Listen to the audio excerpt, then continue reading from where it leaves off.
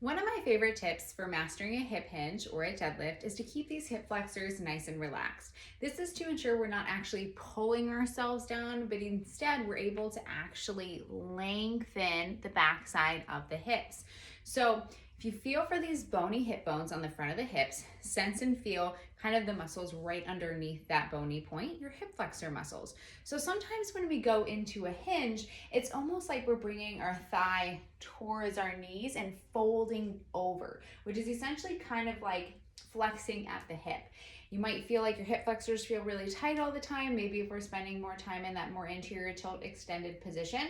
So feel for those hip flexors on the front of the hip.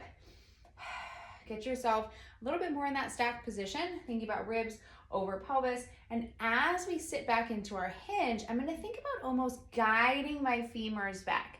If I'm placing my hands here and I feel this almost pop and pressure into my hands, I wanna kind of relax the hip flexors and focus on guiding the femur back in the socket, keeping my feet and ankles nice and relaxed, knees slightly bent, and I'm guiding the hips back. So instead of pulling myself down, so chest to thigh, almost think about thigh towards chest as you're creating this tension from below and sensing the hamstrings.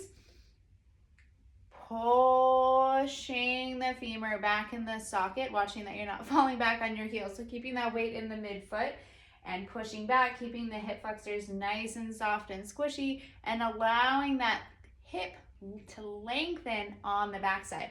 So we're really eccentrically lengthening the muscles on the back of the hip, which is great for getting into a hip hinge. And also if we tend to be more of a glute clencher, we want to be able to lengthen on the backside. So instead of just telling us not to clench all the time, we want to actually think about practicing that mindful length and eccentrics of the glutes and relaxing the muscles on the backside of the hip.